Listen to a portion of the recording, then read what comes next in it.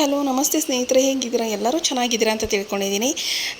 ಶಕ್ತಿ ಯೋಜನೆ ನಿಮಗೆಲ್ಲರಿಗೂ ಗೊತ್ತಿದೆ. ಕಾಂಗ್ರೆಸ್ ಸರ್ಕಾರ ಅಧಿಕಾರಕ್ಕೆ ಬಂದ ನಂತರ ಅವ್ರು ಮುಂಚೆನೇ ಘೋಷಣೆ ಮಾಡಿದರು, ನಾವು 5 ಗ್ಯಾರಂಟಿ ಯೋಜನೆಗಳನ್ನು ಕೊಡ್ತೀವಿ ಅಂತ ಹೇಳ್ಬಿಟ್ಟು.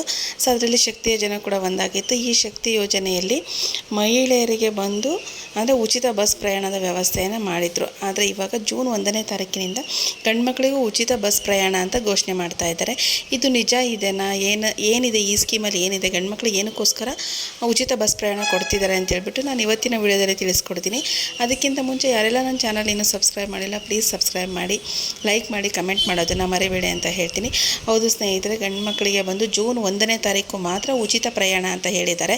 ಅದು ಯಾವುದೇ ಸರ್ಕಾರದಿಂದ ಆಗಲಿ ಅಥವಾ ನಮ್ಮ ಮುಖ್ಯಮಂತ್ರಿಗಳಿಂದ ಆಗಲಿ ಬಂದಿರತಕ್ಕಂಥ ಅಧಿಕೃತ ಮಾಹಿತಿ ಆಗಿರೋದಿಲ್ಲ. ಇದನ್ನು ಬಂದು ಕರ್ನಾಟಕ ಸಾರಿಗೆ ಇಲಾಖೆಯವರು ಅವರ ಒಂದು ವಿವಿಧ ಬೇಡಿಕೆಗಳನ್ನು ಸರ್ಕಾರ ಈಡೇರಿಸಿಲ್ಲ ಅನ್ನೋ ಒಂದು ಕಾರಣಕ್ಕೆ ನಾವು ಒಂದು ದಿನದ ಮಟ್ಟಿಗೆ ಮಹಿಳೆಯರ ಜೊತೆಗೆ ನಾವು ಪುರುಷರಿಗೂ ಉಚಿತ ಪ್ರಯಾಣವನ್ನು ಕೊಡ್ತೀವಿ, ಇದರಿಂದ ಸರ್ಕಾರಕ್ಕೆ ನಷ್ಟ ಆಗುತ್ತೆ, ಸೊ ಆವಾಗಲಾದರೂ ನಮ್ಮ ಬೇಡಿಕೆಗಳನ್ನು ಈಡೇರಿಸಲಿಕ್ಕೆ ಸರ್ಕಾರ ಮುಂದೆ ಬರುತ್ತೆ ಅನ್ನೋ ಒಂದು ಮನವಿಯನ್ನು ಅವರು ಮಾಡ್ಕೊಂಡಿದ್ದಾರೆ. ಸೊ ನಾವು 1ನೇ ತಾರೀಕು ಎಲ್ಲ ಪುರುಷರಿಗೂ ಉಚಿತ ಬಸ್ ಪ್ರಯಾಣ ಕೊಡ್ತೀವಿ ಅಂತ ಹೇಳಿದ್ದಾರೆ. ಬಟ್ ನೆನಪಿರಲಿ, ಇದು ಜೂನ್ 1ನೇ ತಾರೀಕು ಒಂದು ದಿನದ ಮಟ್ಟಿಗೆ ಮಾತ್ರ ಅಂತ ಹೇಳಿದ್ದಾರೆ. ಈ ಯೋಜನೆ ಕಂಟಿನ್ಯೂ ಇರೋದಿಲ್ಲ ಸ್ನೇಹಿತರೆ. ಮತ್ತು ಇನ್ನೊಂದು ಏನಂತ ಹೇಳಿದರೆ, ಈ ಶಕ್ತಿ ಯೋಜನೆಯನ್ನು ಸುಮಾರಷ್ಟು ಜನ ವಿವಾದಕ್ಕೆ ಹೇಳಿದರು. ಏನಂತ ಹೇಳಿದರೆ, ನಮಗೆ ಉಚಿತ ಬಸ್ ಪ್ರಯಾಣ ಬೇಡ, ಇದರಿಂದ ಕಾಲೇಜ್ ಮಕ್ಕಳಿಗಾಗಿರ್ಬೋದು, ಸ್ಕೂಲ್ ಮಕ್ಕಳಿಗಾಗಿರ್ಬೋದು ತುಂಬಾ ತೊಂದರೆ ಆಗ್ತಾಯಿದೆ. ಮತ್ತು ಪುರುಷರು ಬಸ್ಸಿಗೆ ಹಣವನ್ನು ಕೊಟ್ಟರು ಸಮೇತ ಅವರಿಗೆ ಬಸ್ಸಲ್ಲಿ ಸೀಟ್ ಸಿಗೋದಿಲ್ಲ, ಮಹಿಳೆಯರು ಮಾತ್ರ ಸೀಟ್ ಇಟ್ಕೊಂಡಿರ್ತಾರೆ. ಮತ್ತು ಕಾಲೇಜ್ಗಳು ಸ್ಟಾರ್ಟ್ ಆದಾಗ ಕಾಲೇಜ್ ವಿದ್ಯಾರ್ಥಿನಿಯರಿಗಾಗಿರ್ಬೋದು, ವಿದ್ಯಾರ್ಥಿಗಳಿಗಾಗಿರ್ಬೋದು ಯಾವುದೇ ರೀತಿಯ ಒಂದು ಸೀಟಿನ ವ್ಯವಸ್ಥೆ ಸಿಗೋದಿಲ್ಲ. ಮತ್ತು ಬಸ್ಸಲ್ಲಿ ಅವರಿಗೆ ಹತ್ತಲಿಕ್ಕೂ ಕೂಡ ಅವಕಾಶ ಇರೋದಿಲ್ಲ, ಈ ಒಂದು ಫ್ರೀ ಬಸ್ ಇರೋದ್ರಿಂದ.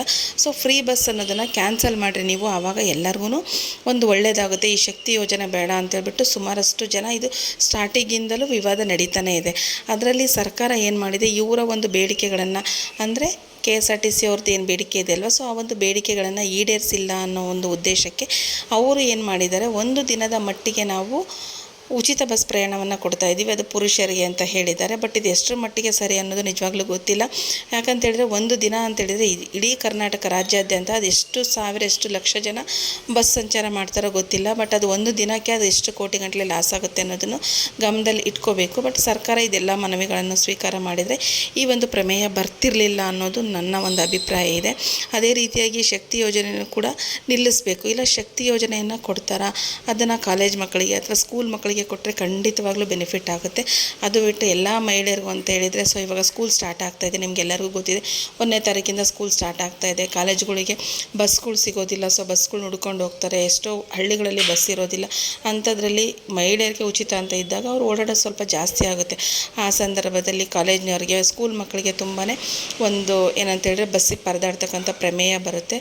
ಸೊ ಹಾಗಾಗಿ ಈ ಶಕ್ತಿ ಯೋಜನೆಯ ಬಗ್ಗೆ ಸ್ಟಾರ್ಟಿಂಗಿಂದ ಇಲ್ಲಿವರೆಗೂ ಸುಮಾರಷ್ಟು ಗೊಂದಲಗಳಿದ್ದಾವೆ. ಅದೆಲ್ಲ ಗೊಂದಲಕ್ಕೂ ಸರ್ಕಾರ ಇಲ್ಲಿವರೆಗೂ ಯಾವುದೇ ರೀತಿಯ ರಿಯಾಕ್ಷನನ್ನು ಕೊಟ್ಟಿಲ್ಲ. ಸೊ ಇವಾಗ ಸುಮಾರಷ್ಟು ಜನ ತಿಳ್ಕೊಂಡಿದ್ರು, ನಮ್ಗೆ 1ನೇ ತಾರೀಕಿಂದ ಪುರುಷರಿಗೂ ಫ್ರೀ ಇದೆ ಅಂತ ತಿಳ್ಕೊಂಡಿದ್ರು. ಖಂಡಿತ ಇಲ್ಲ, 1ನೇ ತಾರೀಕಿಂದ ಫ್ರೀ ಇಲ್ಲ. 1ನೇ ತಾರೀಕು ಒಂದು ದಿನ ಮಾತ್ರ ನಿಮಗೆ ಉಚಿತ ಬಸ್ ಪ್ರಯಾಣ. ಅಂದರೆ ನಾಳೆ ಏನು ಭಾನುವಾರ ಇದೆ ಅಲ್ವಾ, ಜೂನ್ 1ನೇ ತಾರೀಕು ನಿಮಗೆ ಆ ಒಂದು ದಿನ ಮಾತ್ರ ಉಚಿತ ಪ್ರಯಾಣ ಅಂತ ಹೇಳಿದ್ದಾರೆ. ಈ ಒಂದು ಹೇಳಿರ್ತಕ್ಕಂಥ ಸ್ಟೇಟ್ಮೆಂಟ್ ಸರ್ಕಾರಕ್ಕೂ ಮುಟ್ಟಿದೆ. ಸೊ ಸರ್ಕಾರದ ಕಡೆಯಿಂದ ಇದಕ್ಕೆ ಯಾವುದೇ ರೀತಿಯ ರಿಯಾಕ್ಷನ್ ಕೂಡ ಬಂದಿಲ್ಲ. ಬಟ್ ಯಾರನ್ನು ಕನ್ಫ್ಯೂಸ್ ಆಗಿಬಿಡ್ರಿ, ನಮಗೂ 1ನೇ ತಾರೀಕಿಂದ ಫ್ರೀ ಬಸ್ ಸಿಗುತ್ತೆ, ಮಹಿಳೆಯರ ಜೊತೆಗೆ ನಾವು ಫ್ರೀ ಬಸ್ ಪ್ರಯಾಣ ಮಾಡ್ಬೋದು ಅಂತ ಹೇಳ್ಬಿಟ್ಟು ದಯವಿಟ್ಟು ಯಾರು ಭಾವಿಸಬೇಡ್ರಿ. ಇದು ಒಂದು ದಿನದ ಮಟ್ಟಿಗೆ ಮಾತ್ರ ಉಚಿತ ಬಸ್ ಪ್ರಯಾಣ ಅಂತ ಹೇಳ್ಬಿಟ್ಟು ಘೋಷಣೆಯನ್ನು ಮಾಡಿದ್ದಾರೆ. ಬಟ್ ಇದ್ರ ಬಗ್ಗೆ ನಾಳೆನೇ ಗೊತ್ತಾಗೋದು, ಹೇಗಿದೆ ಹೇಗೆ ನಡೆಯುತ್ತೆ ಅಂತ ಹೇಳ್ಬಿಟ್ಟು ನಾಳೆ 1ನೇ ತಾರೀಕಿನೇ ಗೊತ್ತಾಗೋದಿದೆ. ಅದಕ್ಕಿಂತ ಮುಂಚಿತವಾಗಿ ಇಲ್ಲಿವರೆಗೂ ಯಾವುದೇ ರೀತಿಯ ಒಂದು ಸ್ಟೇಟ್ಮೆಂಟ್ಗಳು ಸರ್ಕಾರದ ಕಡೆಯಿಂದ ಪಾಸ್ ಆಗಿಲ್ಲ ಅಂತ ಹೇಳ್ತೀನಿ. ಸೊ ಹೋಪ್ ಇವತ್ತಿನ ಈ ಒಂದು ವಿಡಿಯೋ ನಿಮಗೆಲ್ಲರಿಗೂ ಇಷ್ಟ ಆಗಿದೆ ಅಂತ ತಿಳ್ಕೊಂಡಿದ್ದೀನಿ. ಇಷ್ಟ ಆಗಿತ್ತು ಅಂತ ಹೇಳಿದರೆ ಯಾರೆಲ್ಲ ಕೊನೆವರೆಗೂ ನೋಡಿದಿರೋ ಪ್ಲೀಸ್ ಸಬ್ಸ್ಕ್ರೈಬ್ ಮಾಡಿ, ಲೈಕ್ ಮಾಡಿ, ಕಮೆಂಟ್ ಮಾಡೋದನ್ನು ಮರಿಬೇಡಿ ಅಂತ ಹೇಳ್ತೀನಿ. ಥ್ಯಾಂಕ್ ಯು ಎಲ್ಲರಿಗೂ.